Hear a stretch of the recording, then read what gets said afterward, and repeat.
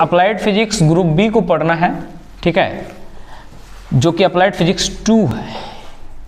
इसमें यूनिट 1 और unit 2, unit 1 और यूनिट 2 अगर दी बात करेंगे तो ये दोनों ऑप्टिक्स है, दोनों ऑप्टिक्स है, ठीक है जी, जो कि ज़्यादातर सिविल इंजीनियर को काम आता है। हम लोगों को उतना ज़रूरी नहीं है इलेक्ट्रिकल और इलेक्ट्रॉनिक्स वाले को, एक्चुअली हम इलेक्ट्रिकल के मेन टीचर हैं। यूनिट 1 और यूनिट 2 जो है वो ऑप्टिक्स का है, ठीक है। फिर उसके बाद यूनिट 3 की बात करेंगे, ठीक है, तो इसी में हम लोगों का स्टार्ट होता है इलेक्ट्रोस्टैटिक्स। इलेक्ट्रोस्टैटिक के बाद हम लोग इलेक्ट्रोडायनेमिक में भी पढ़ेंगे थोड़ा सा।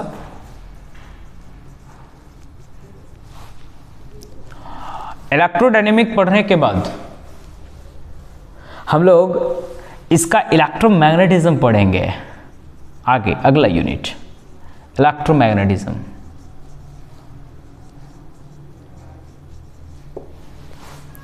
ये इलेक्ट्रोमैग्नेटिज्म, इलेक्ट्रोडायनेमिक, इलेक्ट्रोस्टैटिक, ये सारा इलेक्ट्रिकल वाले के लिए बहुत ज़्यादा इंपॉर्टेंट है फॉर फ्यूचर।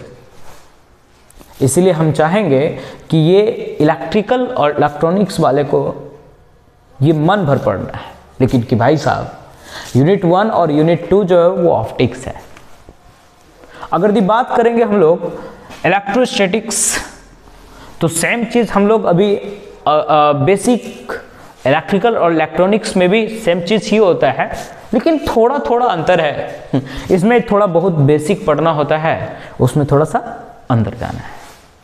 लेकिन एक्चुअल में अगर दी पढ़ा जाए तो इलेक्ट्रोस्टैटिक्स को बहुत डीप में पढ़ना चाहिए, है ना, काहे कि यही शुरुआत है इलेक्ट्रिसिटी का, ये शुरुआत है।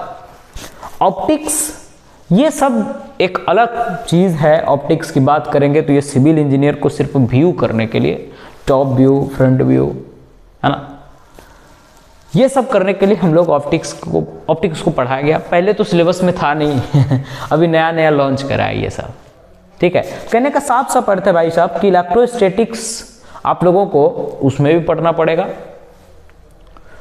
बेसिक इलेक्ट्रिकल एंड इलेक्ट्रॉनिक्स में, और इसमें भी पढ़ना पड़ेगा।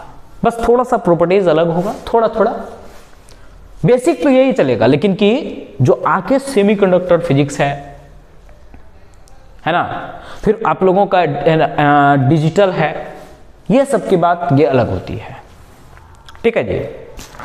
अगर दी बात करेंगे हम लोग इलेक्ट्रोस्टैटिक्स में, तो इसमें हम लोगों को पढ़ना है कूलम्ब्स लॉ, कूलम्ब्स लॉ, है ना।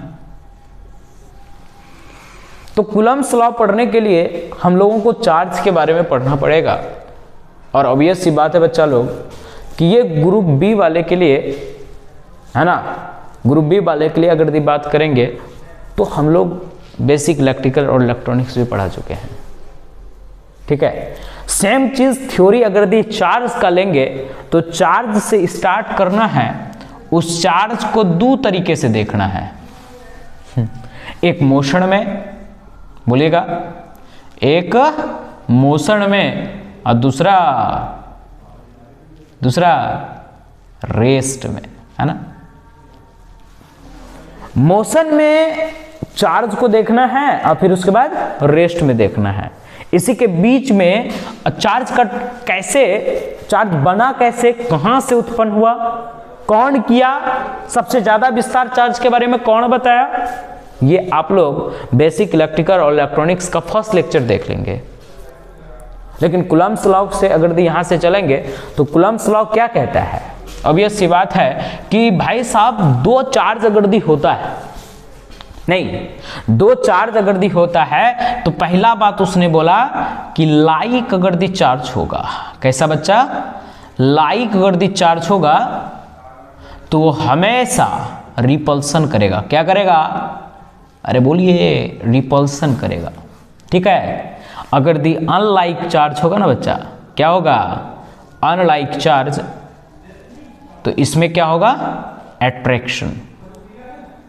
फॉर एग्जाम्पल की बात करेंगे हम लोग कि लाइक चार्ज किसको बोलेंगे और अनलाइक चार्ज किसको बोलेंगे। तो ऑब्वियस सी बात है भाई साहब, अगर दी पॉजिटिव पॉजिटिव है, कैसा है, पॉजिटिव चार्ज है, पॉजिटिव चार्ज है ना, और दूसरा नेगेटिव चार्ज है, नहीं, तो पॉजिटिव चार्ज और नेगेटिव चार्ज जो है, अगर यदि पॉजिटिव पॉजिटिव रहेगा या फिर निगेटिव निगेटिव रहेगा, ठीक है, तो इसको हम लोग लाइक चार्ज कहते हैं, और ये दोनों में हमेशा रिपल्सन होता है। क्या होता है भाई साहब, हमेशा रिपल्सन होता है। और अनलाइक चार्ज की बात करेंगे, ठीक है, तो ये हमेशा अट्रैक्शन होगा। मतलब पॉजिटिव और निगेटिव अगर ये एक साथ होगा ना बच्चा, तो ये क्या करेगा, अट्रैक्शन करेगा। क्या करेगा, अट्रैक्शन, ठीक है। ये पहला नियम बताया किसने, कूलम्ब्स का, ये फर्स्ट लॉ है। क्या बोला, कूलम्ब्स के पहले नियम में बोला कि अगर दी लाइक चार्ज होगा तो रिपल्सन होगा, और अनलाइक चार्ज होगा तो अट्रैक्शन होगा। कहने का मतलब यही है कि पॉजिटिव पॉजिटिव होगा, पॉजिटिव पॉजिटिव होगा, क्या करेगा, रिपल्सन। निगेटिव निगेटिव होगा तो पर भी क्या करेगा, रिपल्सन। अगर दी पॉजिटिव और निगेटिव रहेगा तब क्या होगा, अट्रैक्शन। समझ में आ रही होगी बात। तो लाइक चार्ज और ये अनलाइक चार्ज की बात पहला बात बोला, तो उन्होंने फिर बोला, अगर दी बात करें अगले, तो उन्होंने और एक चीज बोला, क्या, दूसरा बात, कि ये जो अट्रैक्शन और रिपल्सन हो रहा है ना, ये कैसे हो रहा है, तो कितना फोर्स लगा रहा होगा उसके बीच में, ठीक है ना। तो कूलम्ब्स ने बोला कि अगर यदि मान लीजिए कि दो चार्ज Q1 और Q2 है, क्या है, दो चार्ज है Q1 और Q2, इसके बीच का अगर दी डिस्टेंस कितना है, r मीटर का है, दो आवेश है Q1 कूलम और Q2 कूलम, और इसका आवेश कितना, ये कितने दूरी पर रखा हुआ है, r मीटर की दूरी पर। और वो जो मीडियम है भाई साहब, अभी हम लोग क्या ले रहे हैं, एयर, हवा में। अरे भाई साहब कुछ भी लग सकते हैं बीच में, एयर भी हो सकता है कांच भी हो सकता है स्लैब भी हो, अदरवाइज कुछ भी हो सकता है उसके बीच में, फिर भी कुछ ना कुछ फोर्स लगता है। कहने का मतलब साफ साफ है कि अगर यदि लाइक चार्ज होगा, अनलाइक चार्ज होगा या लाइक चार्ज होगा, तो उसमें रिपल्सन फोर्स लगेगा। बोलिए ना, मतलब अगर दोनों पॉजिटिव लेंगे बच्चा तो उसमें रिपल्सन होगा, या दोनों निगेटिव लेंगे तो पर भी रिपल्सन होगा। लेकिन अनलाइक चार्ज होगा तो ये दोनों आपस में अट्रैक्ट करेगा, है ना। अनलाइक चार्ज होगा तो दोनों आपस में अट्रैक्ट करेगा। और अट्रैक्शन को हम लोग क्या बोलते हैं, तो ऑब्वियस सी बात है कि उसके बीच अट्रैक्शन हो या फिर रिपल्सन हो, वो दोनों के बीच में कुछ ना कुछ फोर्स लगेगा। क्या लगेगा, फोर्स लगेगा। यही दूसरा नियम बोला। पहला नियम क्या बोला कि अगर दी लाइक चार्ज होगा तो रिपल्सन होगा, अनलाइक चार्ज होगा तो अट्रैक्शन होगा। लाइक चार्ज मतलब पॉजिटिव पॉजिटिव, लाइक चार्ज मतलब निगेटिव निगेटिव, अनलाइक चार्ज मतलब पॉजिटिव निगेटिव, इन दोनों में अट्रैक्शन होगा। तो ये जो फोर्स होगा ना, उन्होंने कूलम्ब्स ने बताया कि ये जो F है ये डायरेक्टली प्रोपोर्शनल होगा किसका, Q1 इंटू Q2 का। किसका होगा, Q1 और Q2 के मैग्नीट्यूड का होगा।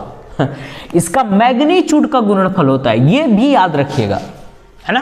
क्या लेंगे, इसका मैग्नीट्यूड, हमेशा ये याद रखना है, ठीक है। विदाउट मैग्नीट्यूड की बात करेंगे तो एक पॉजिटिव और निगेटिव आएगा, तो ऑब्वियस बात निगेटिव में आंसर बढ़ेगा, लेकिन नहीं, जब भी हम लेंगे इसका मैग्नीट्यूड लेते हैं तो इसका जो मैग्नीट्यूड होगा दोनों आवेशों के परिणाम के गुणनफल के समानुपाती होता है। कहने का मतलब जो दोनों आवेश है ना, both charges, the product of both charges Q1 and Q2 is directly proportional to force. That means हम बोल सकते हैं कि Q1 और Q2 की बात करेंगे तो Q1 और Q2 के मैग्नीट्यूड को जैसे जैसे बढ़ाते चलिएगा तो फोर्स का मान भी क्या होगा बच्चा, बढ़ते जाएगा। इसका मतलब है F जो है ना। दूसरा बात क्या बोला उसने, ये पहला नियम था, इसको इक्वेशन मान लेते कितना है 1, ठीक है जी। और दूसरा इक्वेशन, दूसरा बात जो बोला उसने उसी में बोला कि जो दोनों के ये जो फोर्स है ना F, ये दोनों के बीच के दूरी के वर्ग के व्युत्क्रमानुपाती होता है है ना। इसका मतलब 1/r² के बराबर होता है ना बच्चा। इसका मतलब इक्वेशन नंबर इसको कितना मान लीजिए, सेकंड।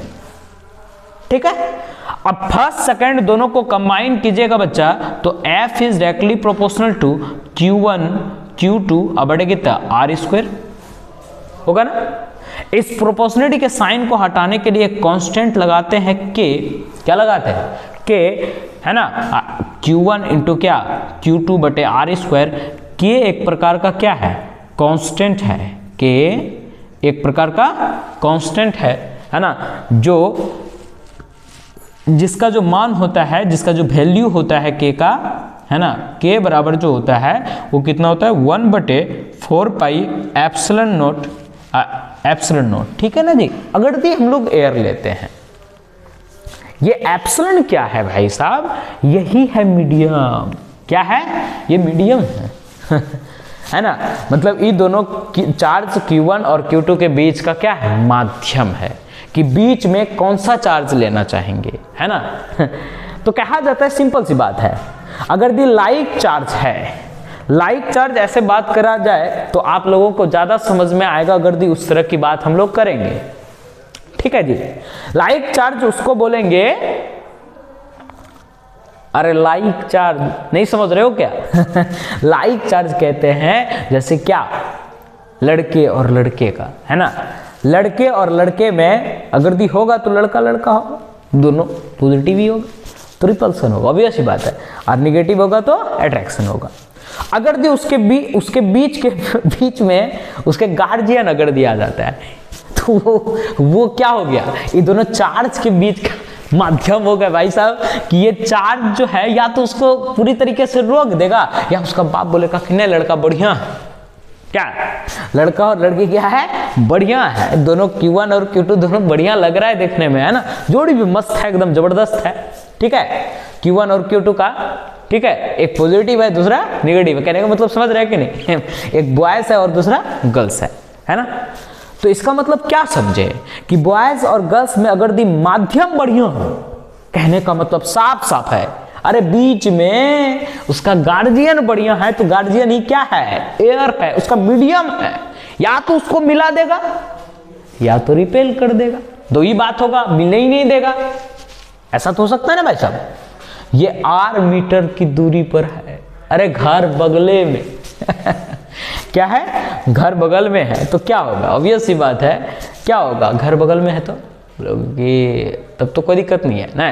तो मीडियम जरूरी होना चाहिए, सब चीज निर्भर किस पर करेगा, मीडियम ठीक है। तो इसका जो फोर्स होगा, मान लेते हैं F फोर्स लग रहा है, तो दोनों के बीच के दोनों का जो मैग्नीट्यूड है ना, उसके गुणनफल, है ना, उसके प्रोडक्ट जो मैग्नीट्यूड लेंगे उसका मल्टीप्लिकेशन, और उसके बीच की दूरी के वर्ग के व्युत्क्रमानुपाती होता है।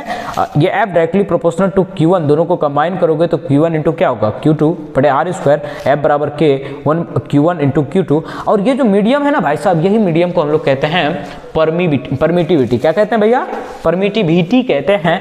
परमिटिविटी एक माध्यम होता है, क्या होता है, माध्यम होता है। ये एक प्रकार का मीडियम होता है कि वो दोनों आवेश को आखिर किस अवस्था में रखे हैं, कौन सा माध्यम है उसके बीच में। ठीक है जी। ये k बराबर 1/4 एप्सिलॉन नॉट, जहां एप्सिलॉन नॉट जो है, ये एप्सिलॉन नॉट की बात करते हैं, नहीं तो k बराबर एप्सिलॉन नॉट की बात करते हैं, तो एयर का परमिटिविटी है, क्या है, एयर का परमिटिविटी। ठीक है जी, ये एयर का परमिटिविटी है ना। अगर दी बात करें तो F बराबर अगर दी लिखा जाए बच्चा लोग तो क्या लिख सकते हैं, तो 1/4 एप्सिलॉन नॉट Q1 Q2 अब कितना r², ऑब्वियस बात है, नहीं लिख सकते क्या, इससे ये वाला वैल्यू यहां पुट कर दिए क्या। अब बोलिएगा कि सर अगर दी दूसरा माध्यम होगा तब, तो हम लोग अलग से एक टॉपिक पढ़ेंगे, है ना, क्या, परमिटिविटी। क्या पढ़ेंगे, परमिटिविटी, है ना। परमिटिविटी क्या होता है, तो बोलता है क्या, परमिटिविटी एक प्रकार का माध्यम होता है। क्या होता है, परमिटिविटी एक प्रकार का माध्यम होता है ना, जो किसी दो आवेशों के बीच में होता है ना, कि इसके बीच में अट्रैक्शन या रिपल्सन फोर्स कितना करवाना है, ये डिपेंड करेगा किस पर, परमिटिविटी पर। समझ में आ रही बात। परमिटिविटी की बात करें तो दूसरा आता है रिलेटिव परमिटिविटी। क्या आता है? रिलेटिव। इसको एप्सिलॉन आर से, बस ये एब्सोल्यूट परमिटिविटी है और ये क्या है? Relative permittivity. और ये एप्सिलॉन आर क्या है? एप्सिलॉन आर क्या है? तो एप्सिलॉन आर रिलेटिव परमिटिविटी है। क्या है? इसको पढ़ेंगे रिलेटिव परमिटिविटी। ठीक है जी, क्या पढ़ेंगे? Relative permittivity. और रिलेटिव परमिटिविटी हम लोग किसी से रिलेट करके निकालते हैं, है ना। और हम लोगों को जो सबसे सस्ता जो परमिटिविटी है वो एयर का होता है। किसका होता है? एयर का। ये बताएंगे हम लोग अलग से, हम लोग पढ़ेंगे एप्सिलॉन के बारे में, एप्सिलॉन नोट के बारे में। ठीक है, अभी तुरंत पढ़ेंगे। तो एप्सिलॉन आर जो है वो क्या है? रिलेटिव परमिटिविटी है। इसका मतलब है भाई साहब कि एप्सिलॉन आर बराबर आप लिखिएगा कि किसी माध्यम में, बोलिएगा एप्सिलॉन रिलेटिव परमिटिविटी किसको बोलेंगे? किसी माध्यम में परमिटिविटी, किसी मीडियम में परमिटिविटी। अब बटे क्या? एयर का जो परमिटिविटी होगा उससे अगर भाग दिया जाता है तो मेरा क्या होगा? Permittivity at any medium. ठीक है जी, आशा करते हैं समझ में आ रहा होगा। ठीक है, तो एप्सिलॉन अगर बात करें मीडियम का तो एप्सिलॉन मीडियम बराबर लिख सकते हैं एप्सिलॉन नॉट इंटू क्या? Epsilon R. ठीक है जी, अगर किसी मीडियम में अगर निकालना है बच्चा तो कैसे निकाल सकते हैं? तो एप्सिलॉन मीडियम की बात करेंगे तो यहाँ पे पुट कर सकते हैं। ऑब्वियस सी बात है ना कि एप बराबर 1/4 पाई एप्सिलॉन, कोई मीडियम का, या नहीं भी दोगे तो वो मीडियम का ही होता है। ठीक है जी, मीडियम इंटू क्या? Q1 Q2 बड़े कितना? R square. ठीक है, अगर इसको और सिंप्लीफाई करना चाहें तो 1/4 pi epsilon naught epsilon R अब Q1 Q2 बटे कितना? R square. ये फाइनल एक्सप्रेशन है कूलम्ब्स लॉ का। ठीक है, कोई दिक्कत वाली बात अभी तक नहीं होना चाहिए, है ना। अगर एप्सिलॉन का मान अगर निकालना चाहोगे, या एप्सिलॉन किसको बोलते हैं, तो एप्सिलॉन क्या है? एक प्रकार का परमिटिविटी है। अगर इसका हम लोग ऐसा ही यूनिट निकालना चाहेंगे तो एप्सिलॉन बराबर लिख सकते हैं बच्चा, यहां से क्या लिख सकते हैं? तो बोलिएगा कि F इंटू आर स्क्वायर। ठीक है जी, F into R square into 4 pi नीचे वाला, मतलब 4 पाई, है ना, डिवाइडेड बाई कितना? Q1 into Q2। इसका अगर यूनिट निकालना चाहेंगे तो आप लोग निकाल सकते हैं। F का होता है न्यूटन, R का स्क्वायर मतलब डिस्टेंस है तो वो मीटर का स्क्वायर होगा, है ना। अब बटे कूलम स्क्वायर मतलब न्यूटन मीटर स्क्वायर प्रति कूलम स्क्वायर, इसका यूनिट होता है। ठीक है, तो आशा करते हैं हम कूलम्स लॉ समझ में आ गया होगा। आज बहुत ज़्यादा टाइम हो गया है, इसीलिए यहीं पर क्लास कवर करते हैं। जय हिंद, थैंक यू।